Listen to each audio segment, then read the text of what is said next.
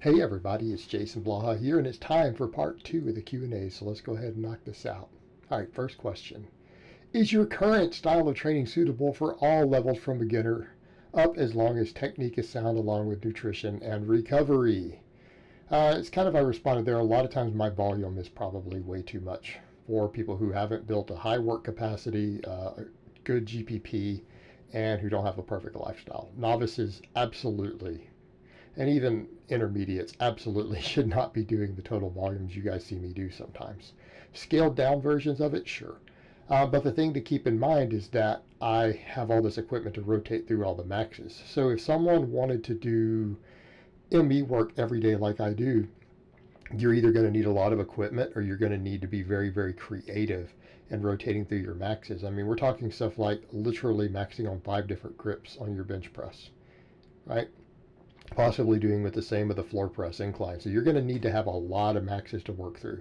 You know, with squatting, people are probably going to need to do a lot of box squat heights. If you don't have all the equipment I have, you might even need to have 5 different heights of box squats that you max to, and so on and so forth. But the variation is pretty important if you're going to train with the workloads that I do and the amount of maxing that I do, if you want to avoid overuse. And again, other issues from maxing too often. So that's a big part of it. It's a big part of it, but they would need to scale down volume itself. But the style itself of coming in and hitting a training max conjugate style, followed by back off work that is appropriately programmed and that addresses your needs and weak points, will work for pretty much anyone. Again, you've got to get the stuff selected correctly, though, and not everyone can do that. Not everyone can dial in the amount of volume they do, know when to rotate lifts. But if you could understand the style itself, sure, even a late novice could do this just fine. But again, your movement patterns better be on point. Your technique better be sound. Nutrition recovery better be sound if you're going to do this. But yeah, in that case, absolutely. All right, next question. Opinions regarding the dumbbell pullover. I've heard it's helpful for shoulder mobility along with being a good movement for the upper back. Just curious if you have any general thoughts on it. I think it is an absurdly overrated movement. I think personally the only benefits to it could be potentially mobility and prehab, right? Mobility and prehab, because it does put that nice stretch on your shoulder. I can absolutely see it being beneficial there depending upon the person, right? I wouldn't rule it out there as a form of good mobility and a little prehab for your shoulder.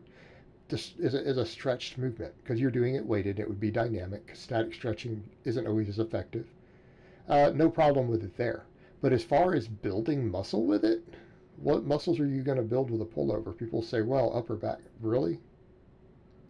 I don't see it, right? I don't see it being useful for that. Hey, maybe it'll help your intercostals and stuff a little bit. Again, can help maybe your at least one of the rotators. But as far as building muscle in your upper back, you're just not getting enough workload there. And you're going to be more limited by those small muscles in the shoulder than you are your upper back. So you're never really going to get an appreciable workload there.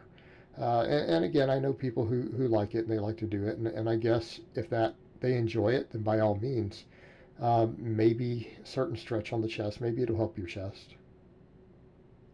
But again, outside of the actual shoulders, smaller muscles in the shoulders and maybe intercostals, I just don't see it being a viable hypertrophy movement. Because again, you're just not getting enough real tension or workload on those muscles in your back. And you know, maybe the chest, I guess it would depend on how the person executes it, right? But it's highly overrated. But as again, maybe a mobility exercise, I think it can have merit.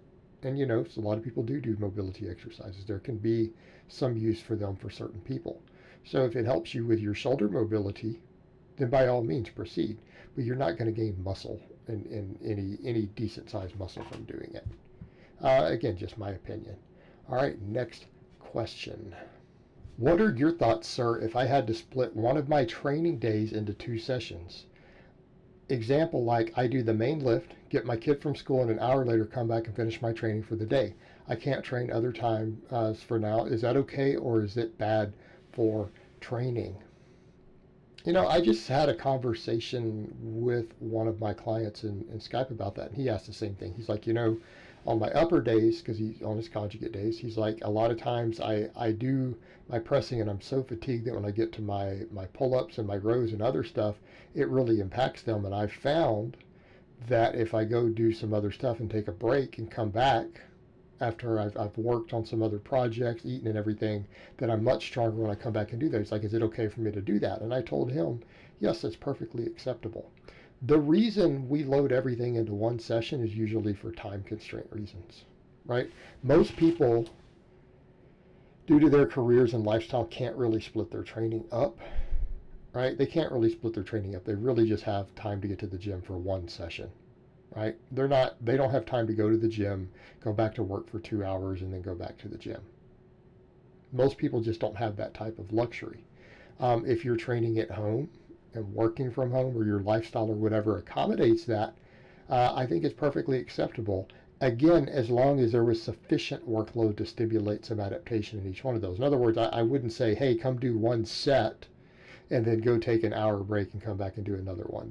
You're not accumulating enough workload, to really get the total fatigue that we want from that. And I'm not saying you couldn't do it.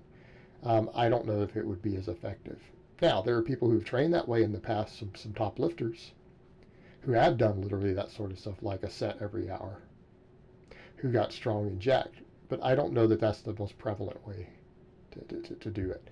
Now, that being said, though, if you needed to split your training in half, it's perfectly fine. If your lifestyle, and actually if it works out better for your lifestyle, hey, great, do it. I frequently do that sort of stuff. A lot of times people will be like, hey, you did your maxes and everything, and you put that up in the morning, and then by your workout video is not up for 5 or 6 hours, sometimes your vlog. Well, keeping in mind I have to voice over, I have to render it, I have to upload it. But do I take breaks pretty often in the middle? You bet I do.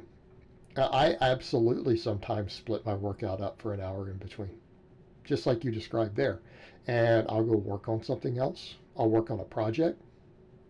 I might Skype with a client, work on some spreadsheets. So I do that all the time. A lot of times I'll come in and do, my heavier work, like let's say a lower day. I'll do that sort of stuff, where I'll come in and do the real work, squat, deadlift, good morning, right? I'll go shopping. I'll go run an errand. Come back in an hour and finish the other half of the workout with the rest of the supplemental work. So I train that way sometimes. I do that. I do that myself. I've done that on many upper body days where I got through all the main work and then had those smaller exercises at the end, like maybe just one sort of pressing or something left and then the small single joint movements. I'll do the main workout and then go do the same sort of stuff, come back in an hour and finish it. So I do this sort of stuff myself, and it works great. I get stronger, no problem. And I think that's perfectly acceptable if it works for your lifestyle. And it sounds like it does in your case. All right, guys, but that's really all I have to say on that today. I hope it's been informative, and I will talk to you guys next time.